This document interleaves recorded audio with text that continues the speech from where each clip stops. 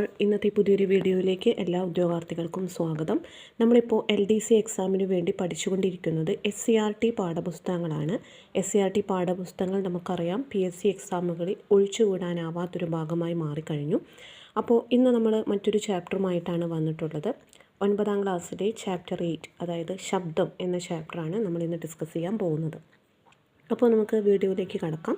നിങ്ങൾ ആദ്യമായിട്ട് ഈ ചാനൽ കാണുന്ന ആളാണെങ്കിൽ ചാനൽ സബ്സ്ക്രൈബ് ചെയ്യാൻ മറക്കരുത്. അതുപോലെ തന്നെ ഈ ഒരു എക്സാമുകൾക്ക് പ്രിപ്പയർ ചെയ്യുന്ന നിങ്ങളുടെ ഫ്രണ്ട്സിന് ചാനലിൻ്റെ ലിങ്ക് ഒന്ന് ഷെയർ ചെയ്ത് കൊടുക്കുക. ഇനിയുള്ള ക്ലാസ്സുകളിൽ നമ്മൾ ഡിസ്കസ് ചെയ്യുന്നത് SCRT പാഠഭാഗങ്ങളായിരിക്കും.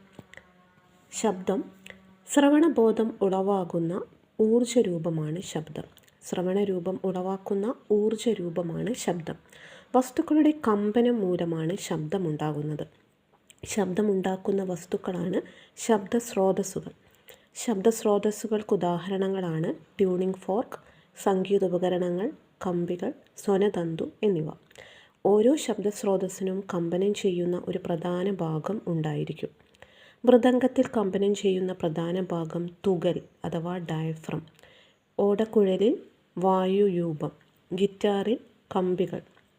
പ്രധാന ഭാഗമായോ അനുബന്ധ ഭാഗമായോ വായു കമ്പനം ചെയ്യുന്ന സംഗീതോപകരണങ്ങളാണ് ഓടക്കുഴൽ, ക്ലാർനെറ്റ്, ഓബോ, ഷെനായ്, സാക്സോഫോൺ, ബാസൂൺ എന്നിവ. താഴെ കൊടുത്തിട്ടുള്ള ഒരു ടേബിളിൽ സംഗീതോപകരണങ്ങളും കമ്പനം ചെയ്യുന്ന ഭാഗവും എന്ന് കൊടുത്തിട്ടുണ്ട്. ഈ ഒരു ഭാഗം നന്നായിട്ട് പഠിക്കുക, വളരെ ഇമ്പോർട്ടൻ്റ് ആണ്. ജീവികളും കമ്പനം ചെയ്യുന്ന ഭാഗവും നമുക്കറിയാം. തേനീച്ച, കൊതുക്, ചീവീട് എന്നിവയിൽ കമ്പനം ചെയ്യുന്നത് അവയുടെ ചിറകുകളാണ്. ആന, കുയിൽ എന്നിവയിൽ കമ്പനം ചെയ്യുന്നത് സ്വനതന്തുക്കളാണ്. നാം സംസാരിക്കുമ്പോൾ ശ്വാസനാളത്തിൻ്റെ മുകൾ ഭാഗത്തുള്ള സ്വനപേടകത്തിലെ സ്വനതന്തുക്കൾ കമ്പനം ചെയ്യുമ്പോഴാണ് ശബ്ദമുണ്ടാവുന്നത്. സ്വനതന്തുക്കളോടൊപ്പം കമ്പനം ചെയ്യാൻ സാധ്യതയുള്ള അനുബന്ധ ഭാഗങ്ങളാണ് പേശികൾ, ചുണ്ടുകൾ, തൊണ്ട, വായു എന്നിവ. ശബ്ദത്തിന് സഞ്ചരിക്കാൻ ഒരു മാധ്യമം ആവശ്യമാണ്. ശൂന്യതയിലൂടെ സഞ്ചരിക്കാൻ ശബ്ദത്തിന് സാധിക്കില്ല. വായുവിലൂടെ സഞ്ചരിച്ചാണ് ശബ്ദം നമ്മുടെ ചെവിയിലെത്തുന്നത്.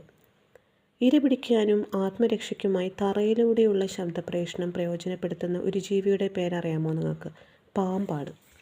ഡോൾഫിൻ, തിമിംഗലങ്ങൾ തുടങ്ങിയ ജലജീവികൾ ആശയവിനിമയത്തിന് കടൽ ജലത്തിലൂടെയുള്ള ശബ്ദപ്രേഷണമാണ് ഉപയോഗപ്പെടുത്തുന്നത്. ബഹിരാകാശ സഞ്ചാരികൾ പരസ്പരം സംസാരിക്കാൻ വേണ്ടി ഉപയോഗിക്കുന്ന സംവിധാനം റേഡിയോ സംവിധാനമാണ്. ബഹിരാകാശത്ത് അന്തരീക്ഷമില്ലാത്തതിനാൽ ശബ്ദം സഞ്ചരിക്കുന്നില്ല. ഖരം, ദ്രാവകം, വാതകം എന്നീ മാധ്യമങ്ങളിലൂടെ ശബ്ദത്തിന് സഞ്ചരിക്കാൻ സാധിക്കും. എല്ലാ മാധ്യമത്തിലൂടെയും ശബ്ദം സഞ്ചരിക്കുന്നത് ഒരുപോലെയല്ല. ശബ്ദം ഏറ്റവും കൂടുതൽ വേഗത്തിൽ സഞ്ചരിക്കുന്നത് ഖരാവസ്ഥയിലാണ്. വാതകാവസ്ഥയിലാണ് വളരെ കുറഞ്ഞ വേഗത്തിൽ സഞ്ചരിക്കുന്നത്. താപനില കൂടുമ്പോൾ ശബ്ദത്തിൻ്റെ വേഗം കൂടുന്നു. ചെവിയിൽ കമ്പനം ചെയ്യുന്ന ഭാഗം കർണപുടമാണ്. കമ്പനം ചെയ്യുന്ന വസ്തു അതിൻ്റെ ചുറ്റുമുള്ള വായുവിൽ ദ്രുതഗതിയിൽ മർദ്ദവ്യതിയാനം ഉണ്ടാക്കുന്നു. മർദ്ദവ്യതിയാനങ്ങൾ മാധ്യമത്തിലൂടെ സഞ്ചരിച്ച് കർണപുടത്തെ കമ്പനത്തിന് വിധേയമാക്കുന്നു. കർണപുടം ആന്തരകർണത്തിലേക്ക് കമ്പനങ്ങൾ അയക്കുന്നു. ആന്തരകർണത്തിൽ നിന്ന് സിഗ്നലുകൾ തലച്ചോറിൽ എത്തുമ്പോഴാണ് നമുക്ക് ശബ്ദം അനുഭവവേദ്യമാവുന്നത്. ശബ്ദം അനുഭവവേദ്യമാകാൻ സഹായകമാവുന്ന ഘടകങ്ങൾ ശബ്ദസ്രോതസ്, മാധ്യമം, ശ്രവണേന്ദ്രിയം.